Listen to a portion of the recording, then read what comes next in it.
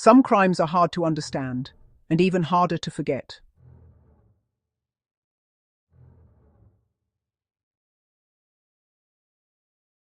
This is her crime. Her name was Myra Hindley, and for more than 60 years the desolate moorland outside Manchester, England, has carried the weight of what happened there. Myra Hindley was born in Manchester, England, on July 23, 1942.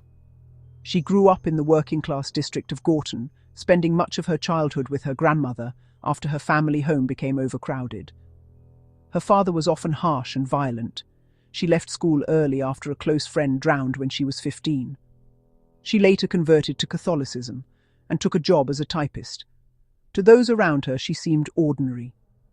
That changed in 1961 when she met Brady. Brady was a stock clerk who had recently been released from prison. He was deeply drawn to extremist ideology and had built a private library around those beliefs. He and Hindley began dating, and over time, she became increasingly absorbed in his world. She changed her appearance to fit what Brady admired. She read with him during their lunch breaks. In her diary, she wrote about wanting his love and approval. Little by little, she gave herself over to his influence. And eventually, he asked her to prove it. On July 12, 1963, 16-year-old Pauline Reed was on her way to a local dance. Hindley approached her in her car. Pauline knew her as a familiar face from the neighborhood. She accepted a ride. Hindley told her she had lost an expensive glove on the moors and asked if Pauline would help her look for it. Pauline agreed. She was never seen alive again. Her remains were not discovered for many years. The lost glove became their method. A familiar face, a simple request, an isolated place. Between 1963 and 1965, 4 more young victims were taken using the same approach. John Kilbride was 12 years old, Keith Bennett was 12, Leslie Ann Downey was 10, Edward Evans was 17. They were lured away, taken toward Saddleworth Moor, and their lives ended there. Among the evidence recovered by police were items that helped reveal the extent of Brady and Hindley's involvement. Investigators also discovered photographs taken on the moors near burial sites. Luggage tickets hidden inside Hindley's prayer book led police to 2 suitcases at Manchester Central Station. Inside were photographs and recorded material linked to one of the victims. Hindley was present during crucial parts of what investigators later uncovered. She did nothing to stop it.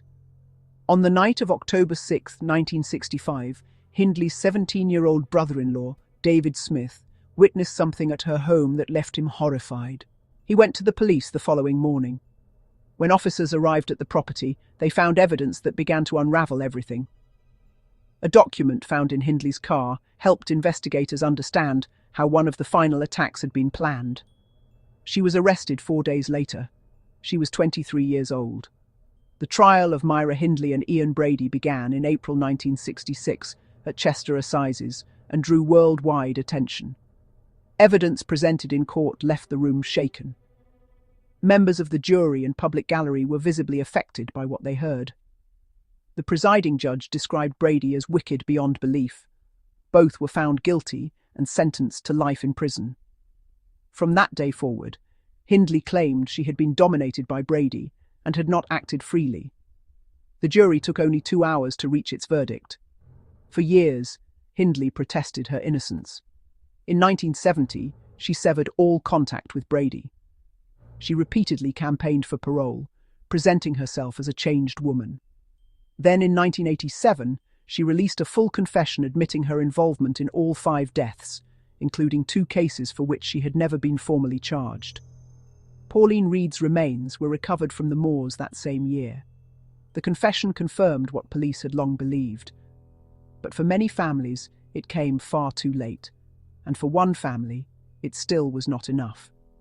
Keith Bennett was 12 years old when he disappeared on June 16, 1964.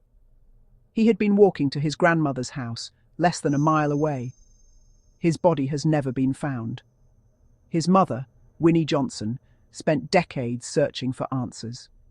She wrote to Brady in prison, begging him to reveal where her son had been left. He refused. She died in 2012 without ever knowing where Keith was laid to rest. The search continues to this day. Myra Hindley's applications for parole were denied every single time. Public opposition to her release remained overwhelming. She died of respiratory failure on November 16, 2002, at the age of 60. She had spent 36 years in prison. When her body was taken to a crematorium, a sign was placed on the fence outside. Public anger toward her had never faded. Brady outlived her and died in a psychiatric institution in 2017, still refusing to reveal where Keith Bennett had been buried. 5 young lives were taken after a familiar face made a simple request. Pauline, John, Keith, Leslie Ann, Edward. 4 were eventually found. 1 is still out there on that moor. Myra Hindley spent the rest of her life trying to persuade the world that she had been a victim too.